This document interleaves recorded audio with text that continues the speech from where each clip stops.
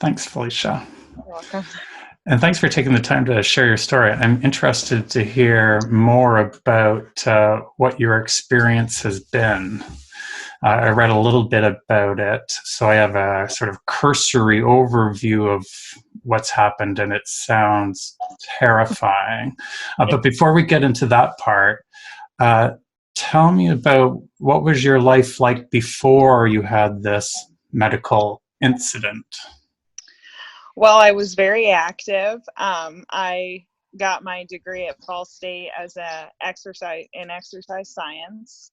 I went on to get a personal training certification with the American College of Sports Medicine. And so I was working at the gym. I was working in membership. I did a little bit of swim lessons. I would swim a lot, work out. At the time of the injury, my daughter was 2. So, I was pretty active and enjoyed, just living my life to the max, to the fullest. And I ended up getting a condition that's common in athletic people called compartment syndrome. So that was a little bit about what my life was like before. Yeah, no, I used to be a triathlete, so Oh, swim, really? bike, run.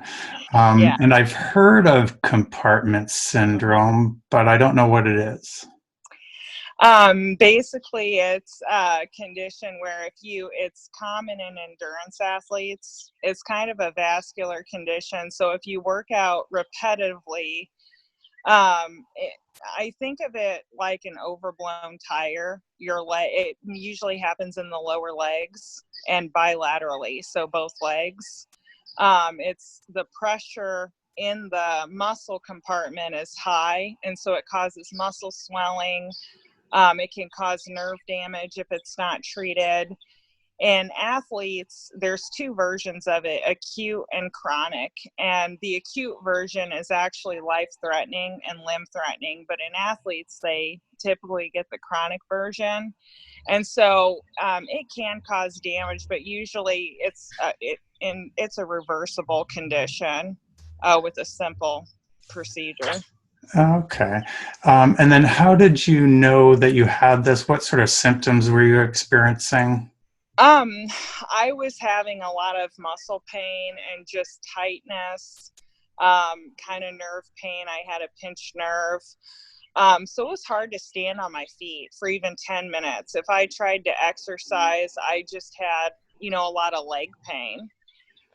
And so I had got the condition, I believe, by rollerblading, and I had the boot strap too tight. So when I would try to work out, the muscle didn't have anywhere to expand because the boot was too tight around it. So the combination of the improper footwear plus the exercise, I think, is really what caused the condition. And how difficult is it to diagnose that? It For the chronic version, it can take 1 to 2 years. The diagnosis is confirmed by pressure tests. So just like you do a pressure test in your tires, or if you bike or your car, but they put a needle in the leg to test the muscle pressure, and in a healthy muscle, the pressure at rest should be under 15. It should be around about 10. If it's 15 or higher, that's a sign of compartment syndrome.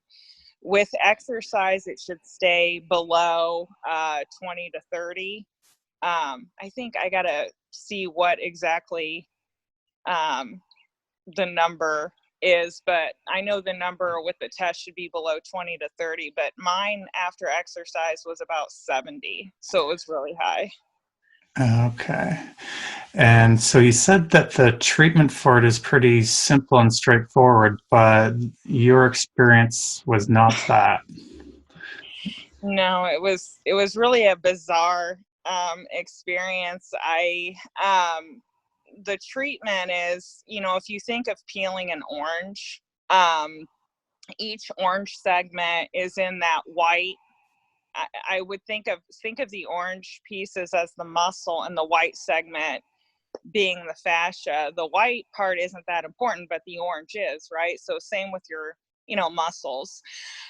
So with the treatment, you just kind of put a slit in the fascia or the, like white segment and give the muscle room. So it's non-mutilating. It's you have big incisions, but that's it. Once the wound heals, it's a reversible condition, 90% success rate. Well, I guess my experience was that, I had a tiny, I'm saying about the size of a pimple, piece of a tear in the fascia where the muscle, was kind of bulging to the point where it poked through a little. And that's common in compartment syndrome, is you'd have these pea-sized muscle herniations. And so, I knew that was not there before the injury or before the pain started. So I kept going to, various doctors and asking. I thought maybe it was a cyst. And so I got one doctor to just agree with me, and so I thought, oh, great, he believes me, and they believe something's wrong because, a few scans didn't show anything because the only injury was the pressure. So he had me in for surgery. He said, he had me sign for the cyst removal. So I'm thinking I just got this little cyst going to go, and that's going to take the pressure off the nerve or whatever. And Oh, so you haven't been diagnosed with compartment syndrome yet? No. Oh, you're So working under the assumption that it's a cyst.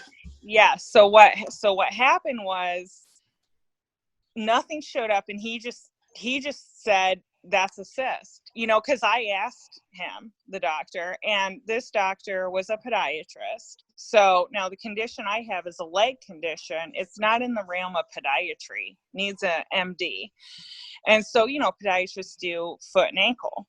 So, but this was right above the ankle. So, I don't think he ever thought I had a cyst. I found out later that there was a wound care. I had no wounds on my body, a mesh wound care vendor scheduled to be in the surgery room. And this was planned out. So to me, I just thought, why would you have a mesh, a sales rep to remove a surface cyst? It just didn't make any sense. So I wake up from surgery, and they had wanted me to, so I get in surgery day, and they gave me the two forms, the one for the cyst, which I signed.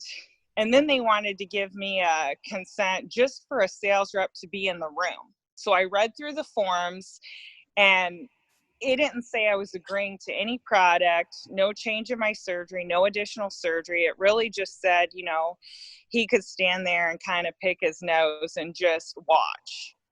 And so I said, okay, he can watch, but why do I, it just seemed like the setup didn't match the plan. So I said, can I just reinforce that we're only doing the planned surgery, which is a cyst removal? I'm still thinking this is what I got. I didn't know I had compartment syndrome. So they said, yeah, okay, we'll put XX under the procedure line. So under the procedure line, the nurse put the X's, and I read through the form Sorry, again. what do the X's mean? So, the procedure on my consent form said excision of cyst, bilateral. And, there were lines to write under. There was more space. So I wanted to make sure that, nothing else would be done. And so that's how we kind of enforced it. Gotcha. So filling in those spaces with big X's. Yeah. So the surgeon was there. It was witness signed with a nurse from the hospital. And I said, I want to make sure we're not doing anything else. And he nodded his head. And he said, okay. But he kind of glared at me. And my husband said, you're making him mad. And I thought to myself, I can walk out, because something just didn't feel right that day. It really didn't.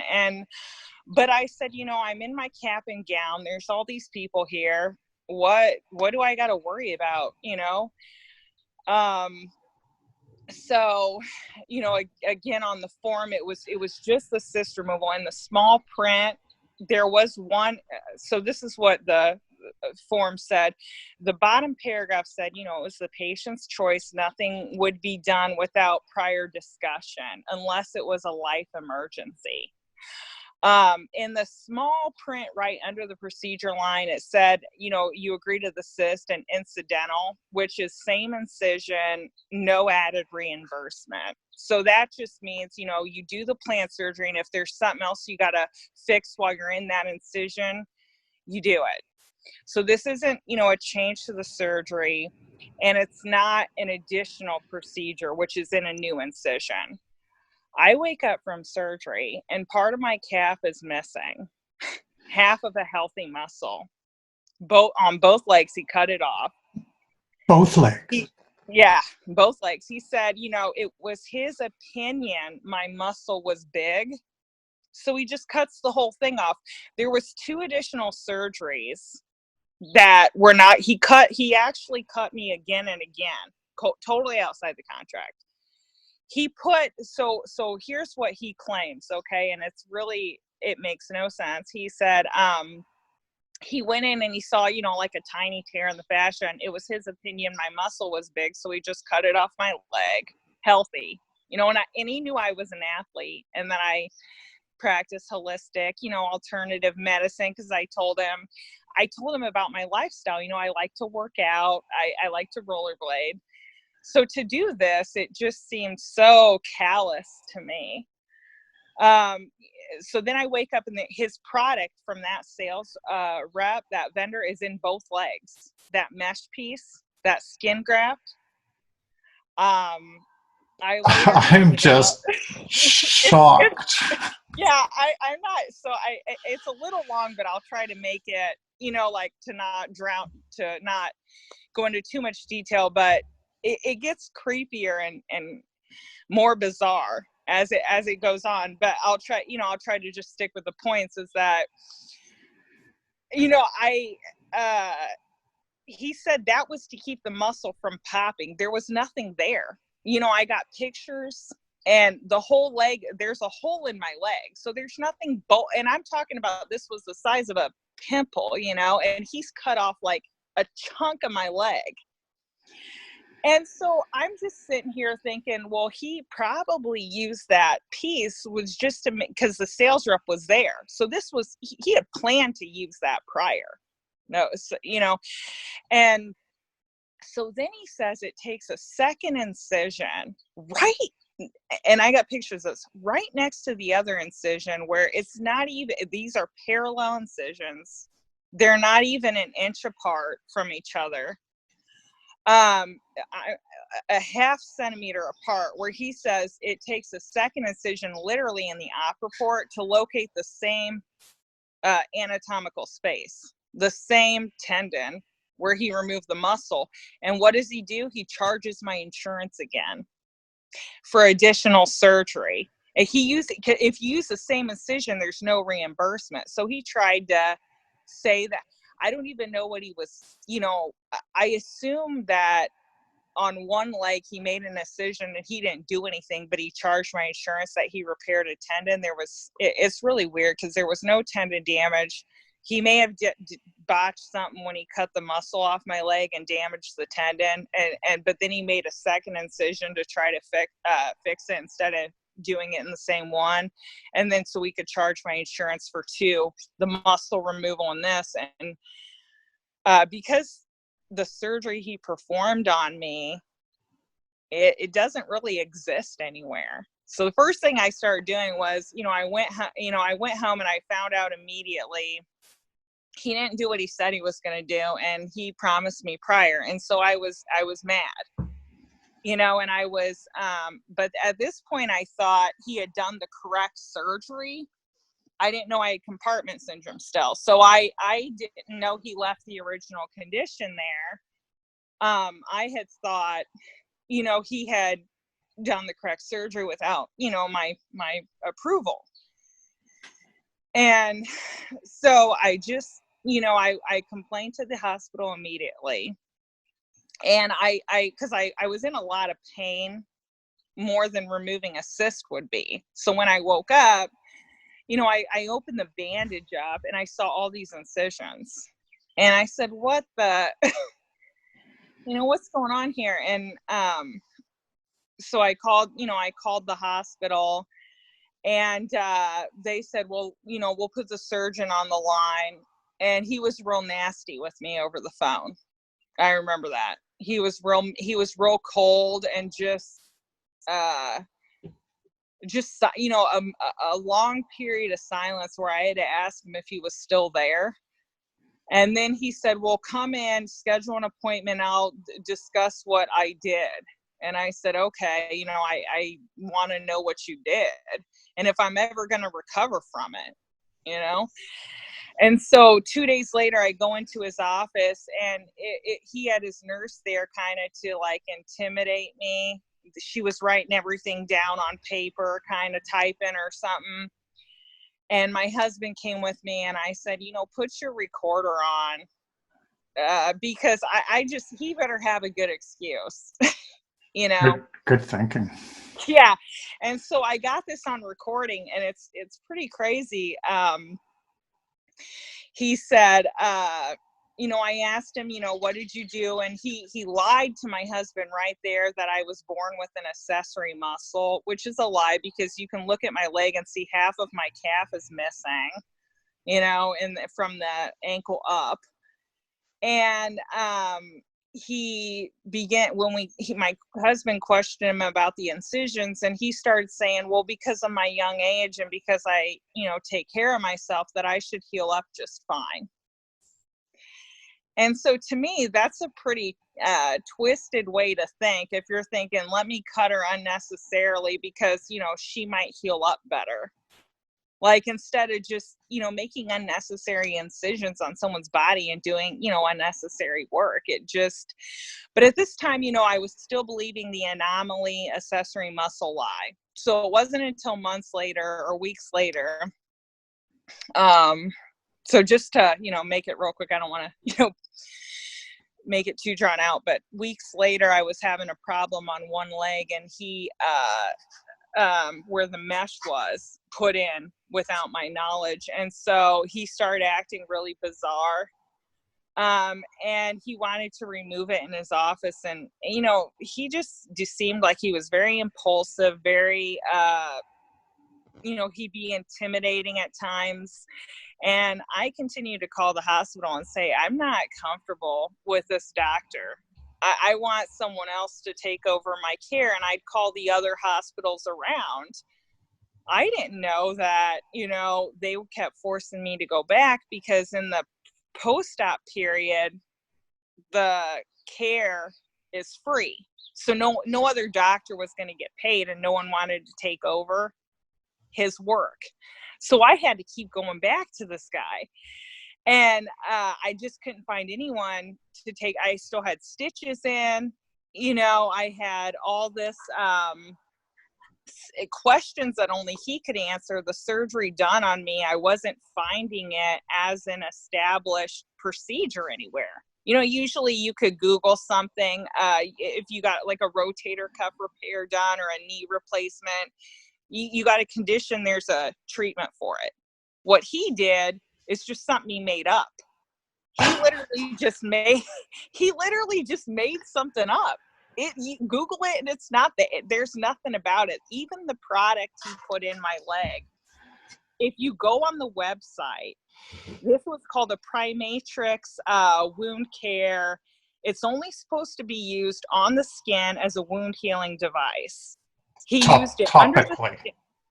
Yeah, so like a skin graft, like if you've got like an ulcer or so the guy sold his product experimentally under the skin, where the company website says it's not intended to be used or sold. And this was sold. They made the sale there. He used it. He did a total experiment. It wasn't just the device. The whole surgery was just made up. And it was so I, if you look at what was done to me with the photos and stuff, you'll never see anyone's leg look like this, because it's not a treatment for anything. So when you realize this, what are you thinking at that point? Well, so as I realized that, I'm starting to call attorneys, immediately. But quickly before I had got to an attorney, because they're like, well, you got to see how the outcome is. It's too soon. I go in, I'm having a problem. He's very, this doctor, he's very, kind of he'd be charming, uh, able to maintain his composure really well. A very good lie, a very deceitful, but a very good liar. He had me by, I'm not, I'm smart because of my history with exercise physiology and anatomy. He's very convincing is the way to put it. He's very convincing, and he sounds, if you listen to the recordings, he sounds like he's the most caring doctor in the world, but it's all false. It's all false. Like, I think personally, my opinion is that he's an expert, con artist, but I don't know if he just did this to me. But I think if he could pull it off so well, he's probably done it to his other patients. And the way he did talk to me about them in one appointment makes me think, he's probably done this kind of thing before. But, so I was having the issue with the mesh in the one leg, and he had me go into surgery. And this is the other creepy part. I asked him for a physical therapist on recording. He told me no. He said, oh, you're doing so great. He wrote in the records that I had declined conservative treatment. Now he's in control of the reports, so he could write whatever he wants. Who would know? I didn't decline conservative treatment. I asked him on recording. He said that I did. There was no antibiotics or steroids to treat a suspected reaction. There was no imaging or blood test to diagnose a reaction to the mesh. I thought, because he put it in there, that he would know how it was supposed to operate. So I was believing him at this point. He has me go into surgery to remove the mesh, only on the one leg. And he says he's going to improve whatever scar tissue's there and take this product out that was having the reaction. I come out of surgery and there's something carved perfectly into my leg in the shape of the implant. And it's just bulging out of my leg, a perfect square.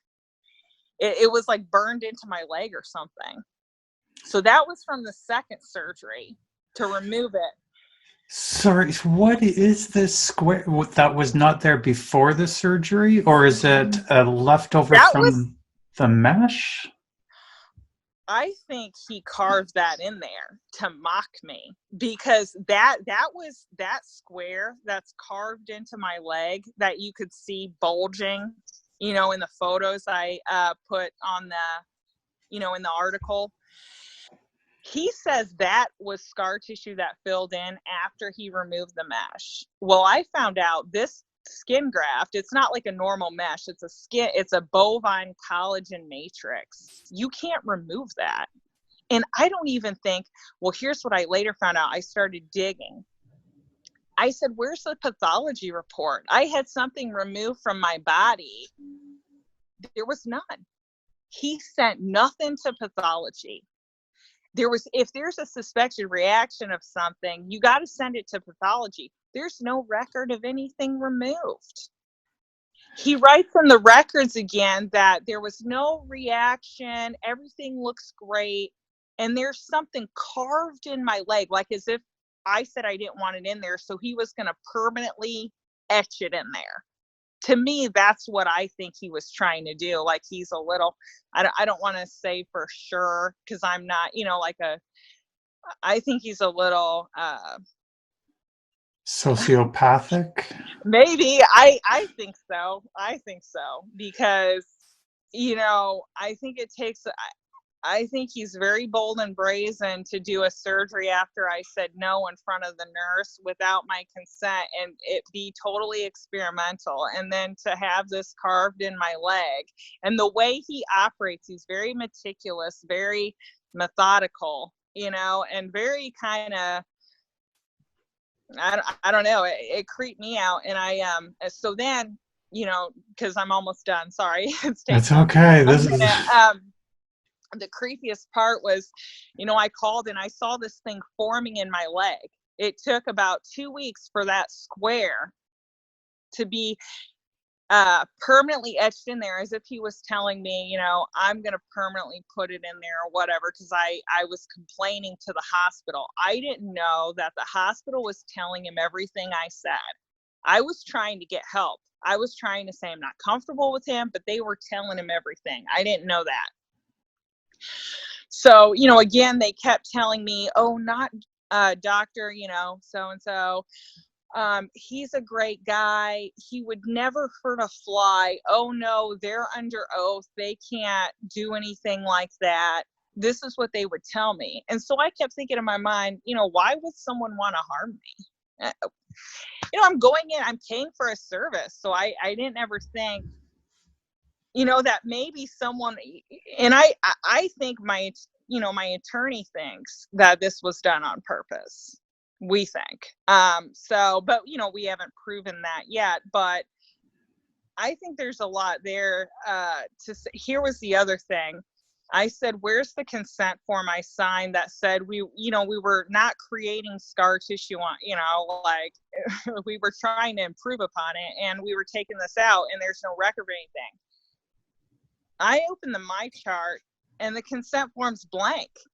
Only doctor's signature on it. No patient signature. And I kept thinking, how did this happen?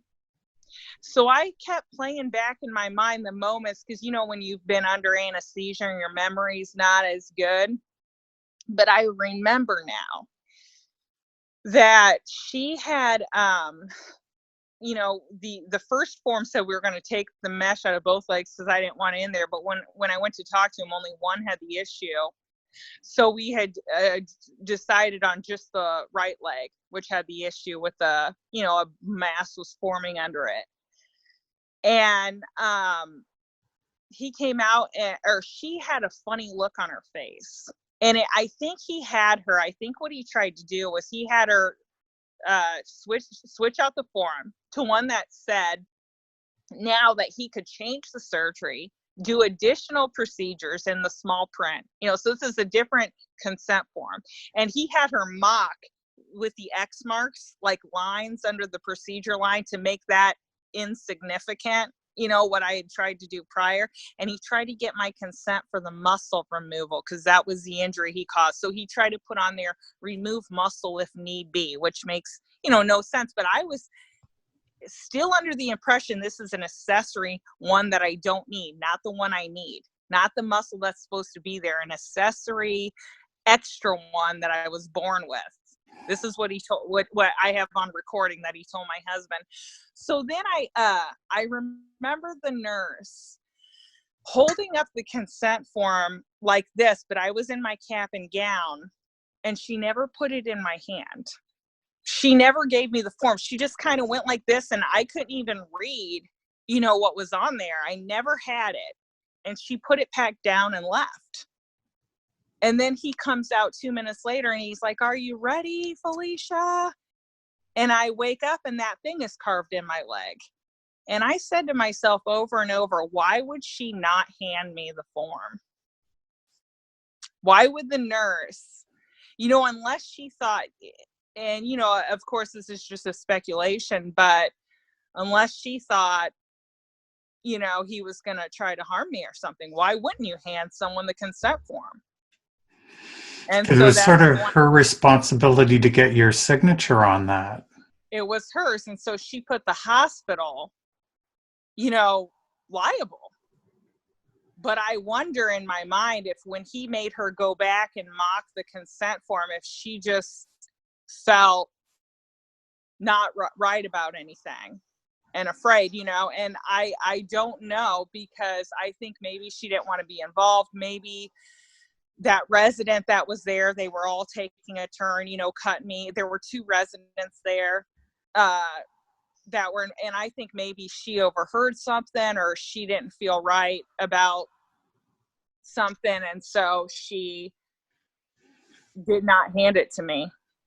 And I think that's why that's blank. But I don't think she forgot, but because she had it like this, she just didn't give it to me, and then she walked out. So I think I Wow. try to put together why and how this happened, and that's pretty much the story. So where are you now? You say you have an attorney. Yeah. I do, but it took, it's been a little complicated at first. I was convinced that he, knew what he was doing, that it wasn't like a mistake, because I just thought, so it took me a while to get an attorney, to actually believe that, because, they think, why would someone just want to harm someone like that? For what reason? And it wasn't until, we sat down with everything, and I said, how do you explain this and this and this? And I said, well, you know what? He also the doctor has a prior lawsuit saying that he's done a fasciotomy on someone's leg, but it's not in the scope of his practice. And also that, he, in the recording, I had asked him, what about compartment syndrome? Because he said, oh, I removed your muscle because it was so big. And I'm thinking, well, why did you do the wrong surgery? I said, you mean compartment syndrome? Because that's the only time a muscle would swell and be big, as if it was under, if it didn't have proper blood flow and it was ischemic. And so he goes, yeah, we were thinking that's what it was. And, the pressure, and he's going on describing compartment syndrome only when you exercise. And I'm sitting here like thinking, but I didn't have the courage to ask him at that point, well, why didn't you do there's only one surgery for that condition, and it's reversible. It's got like a 90% success rate. So why'd you do this? I didn't, ask him then, but I'm just trying to put everything together. And so finally I got an attorney, about a year later, and we sat down with all the pieces of everything. And he said, yeah, I believe you, it's, I think he was just as kind of baffled as I was as to why a doctor would, do something like that. But It is shocking you think because, so? because it's not even a medical error. This is like a medical experiment. Yeah. And so I started reading, and I get more and more angry because, I said, he knew he was injuring me. He knew the muscle was healthy. You're ripping out someone's healthy leg but it's not even like he knows I'm a couch potato. He knows I wasn't a young, I was 29 at the time, 29, maybe 30. And I'm young, and there was my 2-year-old and my husband in the waiting room. He didn't even go to my family and say, hey, there's no cyst there. The minute he knew that, it was compartment syndrome, he should have stopped the surgery, because it's not in the scope of your license to treat this condition. But it was like he kept going and going, and he went on the other leg, and he went with more incisions, and he did everything the opposite of what you're supposed to do. And he just made something up. And I said, this is like, I feel like it's like a serious violation, because no one should be an experiment without their consent. Yeah, exactly. So, So have you launched a lawsuit? yeah, we just filed. How are you feeling about that? I mean, I feel I'm happy that I have, at least that, and it's no guarantee at this point. It could be dropped or anything could happen, but I mean, You've started the process. Yeah, I've started the process. So. Gives you some hope. Yeah. And so you know of one other lawsuit against him, and it doesn't sound like this is a one-off for this guy, as you alluded to earlier. How difficult is it to find out if he's done this other times? Prior to that one lawsuit he has against him was recent, a year exactly before mine. So when I went into surgery with him and I had looked him up, there was nothing. There was nothing on him, and he's been in practice for over 30 years. So, I thought I was going to someone with 30 years of experience. He didn't have any good reviews. He just didn't have any reviews at the time. So, I thought, well, there's nothing bad about him. And I just didn't, even my parents looked him up before the surgery, and we just didn't see anything that, stood out as to him being a bad person. So, or, any warning flags or anything, but I still think, I think he should be in jail, but that's what I think. So how are you dealing with this emotionally? It's it's really terrifying waking up every day to it. It's taken a real toll on us emotionally. I think, I've had about 30 nightmares from it, about once a month. I didn't want the surgery, and I don't want to have part of my leg missing on both legs, and, the scarring and all that. And so I it's something every day that you wake up to that was,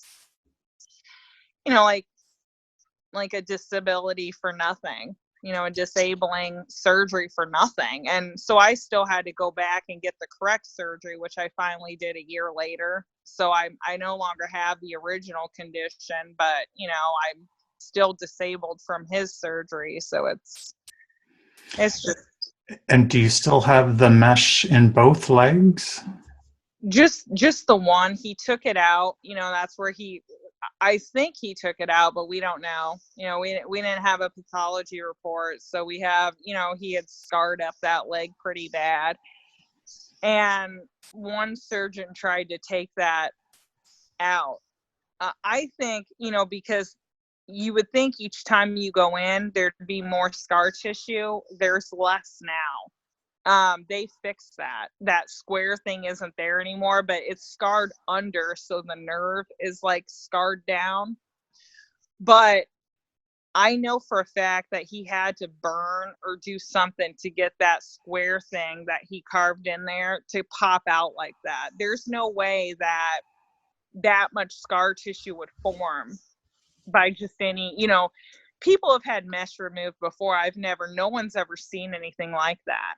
So I thought that was a little, I don't know. And so this mesh was made to be topical, not to be inside the body. So the long-term effects of this being inside your body is unknown. Yeah, well, we don't, it's not, and it was meant to be used on the skin, as a wound healing device. So instead he used it under the skin. And again, nothing he ever said made sense. He said he was trying to keep the muscle from popping again, but he had said, he had cut the muscle out so you could see the hole in the leg. So if there's no muscle there, what was the point of it? Well, the guy, the vendor was there. I think they wanted to make a sale. It just, none of it really made any sense to me. So I just think, he kind of took advantage of me, at that point when he realized that he wasn't going to fix my condition. So, but he wasn't going to stop the surgery. So that's what I think. So you've subsequently had other surgery by a proper reputable surgeon who fixed your compartment syndrome. And he also, they also took some of that wear out of my leg, so it's no longer there. And so, besides emotionally, how, if at all, is the bad surgery impacting you today physically? I know that if I had went to the surgeon who fixed the compartment syndrome, I would be back on my feet, no doubt, because the condition, you know, there would be no muscle missing from my leg. There would be no, you know, all that unnecessary scarring, nerve damage that he caused, tendon damage he caused in his surgery. So I know if I went to the, you know, surgeon who reversed the compartment syndrome, I'd be back to normal. But now, even though I no longer have that condition, I have permanent, you know, like disfigurement to my legs. I, you know, have pain every day. I can walk, but I can't stand for more than about 15 to 20 minutes in one place. So I've this got, has really curtailed your personal training business. yeah, I haven't been able to go back to training. I have to look for a sit down job at like a call center now. So I still, you know, I still can do a few things. I can't, you know, like run or anything like that anymore, but you know, I'm in a lot of pain all the time, and I feel like I have so much instability in my ankles without the muscle there, that I feel like, you know, if I was to step wrong on a curb or something, that my ankle would dislocate or break. There's just no muscle there to stabilize it. It's all, you know, just kind of, my foot just kind of dangles from the leg. So. Oh my God, Felicia. And it's so needless. It's, Yeah. you know, it's one thing to live with a disability through a car accident or Yeah. birth or disease, but, Yeah. or even an actual error. Yeah. And you know, I told my friends and family, I said, you know, if I was swimming and a shark bit a chunk of my leg off, you know, I wouldn't have that kind of anger and need for justice, as if someone just came that you thought you could trust. You Yeah, know, this that's is a that betrayal. license. This is a doctor. You know, why would a doctor say, you know, I just want to cut her healthy leg part, chunk of her leg off for no reason. My opinion is it's too big. Like, so let's disable her for life. It just, you know, I feel so angry. The anger just never. Who does he think he is? I think that in my mind every day. Who does he think he is? You know, you're making a decision. I just don't like the size of your muscle. A doctor can make that kind of decision for someone. When it comes to healthy body parts, Yeah, I it's just unfathomable. and uh, it does anger me. I feel like, you know, and it also angers me that, you know, for a while, even my husband was buying into this. And I'm like, you know, this doesn't make any sense. But doctors have that um, ability to, if they're in this position where patients can be manipulated easily. They can be, you know, they're very vulnerable, I think. And that's scary, is that there's no real policeman. There's no, you know, they can betray your trust like that. So. Yeah, the system is set up to where they have all of the power and the patients have very little power. Yeah. And there's a lot of protection for them from medical associations and the Yeah. hospitals and stuff. And it's not in favor. This is what I'm learning from interviewing so many people. It's not in favor of the patient slash victim slash survivor. Yeah. No. So I must say that your anger is a natural response to being traumatized. Yeah. And, they want to label you as crazy, unstable. And, it's anger also because, if you really think about it, someone took a knife to you really without your consent. And they just hacked off healthy parts of your body. And, even a knife wielding attacker would just, make these wound incisions. They wouldn't take a chunk of you away. So it's really like dehumanizing, I think, to take a part of a person and to, without their consent, and just, but even worse was not just the anger from what he did, but, I go to file complaints and they want to kind of blackball me, shut down my complaint, find an excuse for everything. We'll just give him a slap on the wrist. We'll just file a civil lawsuit, and he's still working there. He's still at the hospital. His hospital privilege hasn't been removed. He's still got his job. And what's he paying for this? Not much. I mean, his insurance is going to pay a claim, and if anything, maybe his reputation will go down a notch. But they manipulate their review sites anyways. So it just seems unfair. So we met on Twitter. That's when I first learned about your story. So, in addition to your legal pursuit, which is on a personal level, you're also taking an advocacy pursuit. I'm trying. I mean, it's not, I don't know how other people think of it. It's not the kind of advocacy that a lot of people have done before, because, well, it's hard to be an advocate and a traumatized person at the same time. But I feel like, I can do it. But at the same time, I feel as if I noticed, I think it takes a lot of people going about it a different way to get the word out. I think it takes a lot of people and doing different things. But I did notice that, like people would post articles about patient safety and it would just be kind of boring, or no one would retweet or comment or anything. And so I wanted to go about it a little differently. And there's still a long way to go, but I feel like, we were getting some momentum going. So that made me feel. And how's the media, the traditional media, how's been their response? I I kind of, I had one station interested, but I did not want my face out there as much as I would rather be on the internet with just a picture of me.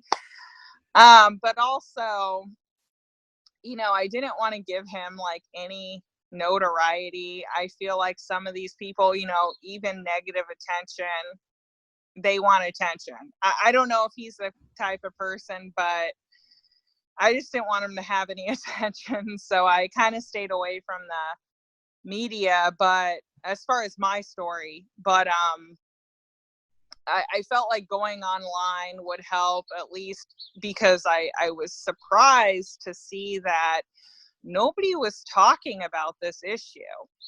We had Michigan had Fareed Fada, Larry Nasser, and if you open Twitter, other than our tweets, no one was even tweeting about this, about like fraud in the medical healthcare system, and that doctors might be harming, like abusing patients. No one was talking about that. It was all everything's a mistake, everything's an oops. And they'll even make a assault and battery case and oops, we got the wrong patient. Oops. But really, if you think wrong patient, that is assault. You took a knife to someone who didn't consent to having a procedure done. But they categorize everything as oops, we're An not, error. just an error. And I think I don't know what your opinion is about that, but Well, yeah, because your situation is hopefully so rare, Hopefully. where it's not just medical error or neglect, where it's like outright intentional harm. I don't know how it could be put any other way.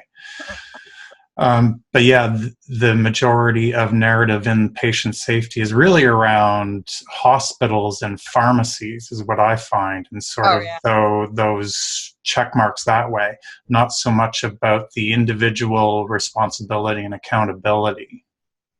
Yeah, and I wanted to bring about accountability.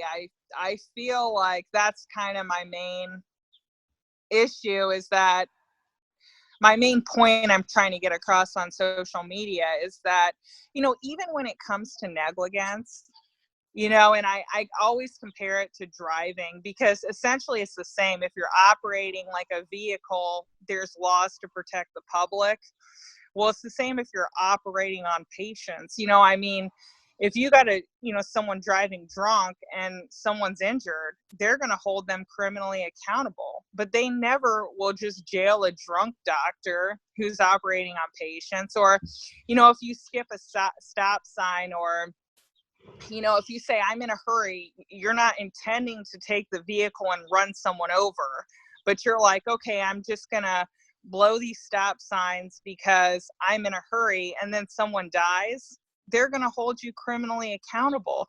Well, to me, it's the same if you're operating on a person and you say, I'm in a hurry, I'm not going to do the mandatory timeout to confirm the correct patient site and procedure, and you cut open the wrong leg. To me, that's criminal negligence, because it results in an assault on another person. And the intent wasn't necessarily to harm him initially, but that you knew that you were not going to do the mandatory, same thing. And so I think some of this stuff, they should be accountable criminally, or at least, or they're just getting, pay a small fine, a couple $1,000s, which is nothing when they're bringing in all this money, and they're just not being held accountable at all, I think. It is a huge industry, a lot of money at stake. Thank you, Felicia, for sharing your story, and keep me updated on what's going on, and because I'm sure people will want to follow your story and see where it leads. Well, thank you for taking the time to interview me.